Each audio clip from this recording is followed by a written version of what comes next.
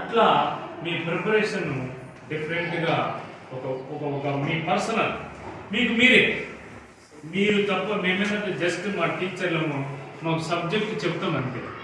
మీరు ఎంత అభివృద్ధి చెందాలన్నా మీరే, మీరు తప్ప మీకు మీరు తప్ప అభివృద్ధికి ఎవ్వరు ఎక్కడ ఏముంటారు. తల్లిదండ్రులు, ఉపాధ్యాయులు, ఇంకా ఎవరన్నా ఏమన్నా చెప్తారులే మేము అభివృద్ధి చెందుతామనేది కాదు. మీరే మీరే మీరే మీరే. ఒకసారి అంట ఒక ఊర్లో ఒక ఆయన ఈ ఊర్లో మంచోళ్ళు ఎవరు, ఈ ఊర్లో మంచోడు ఎవరని ఊరంతా తిరుగుతా ఉన్నాడు. ఊరంతా తిరుగుతా ఉంటే ఒక ఆయన అక్కడ ఒక ఆయన సాధువు ఉన్నాడు, ఆయన మంచోడు, ఆయన పోయి కలవాలి.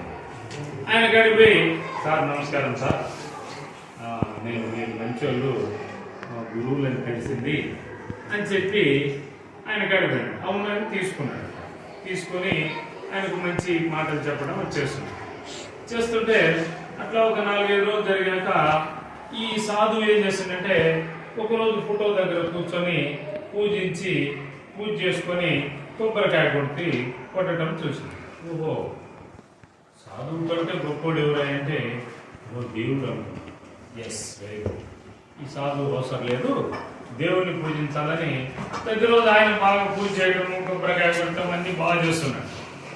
చేస్తుంటే ఒకరోజు ఏం చేసిందంటే కొబ్బరికాయ కొట్టి ఫోటో కాడ పెడితే ఆయన పని మీద బయటికి పోతే ఆ కొబ్బరి చిప్పను కుక్క తీసుకుపోయింది. దేవుడు గొప్పోడు అనుకున్నానే, ఇదేందుకు కుక్క వచ్చి కొబ్బరి చిప్ప తీసుకుపోయిందని చెప్పి ఇంకా దేవుడిని వదిలేసి ఆ కుక్కను రోజు దాన్ని తీసుకురావటం, దానికి నీళ్లు పోయటం, దానికి డ్రెస్ వేయటం, దానికి అన్నం పెట్టడం, దానికి పెరుగు అన్నం పెట్టడం, ఇట్లా దానికి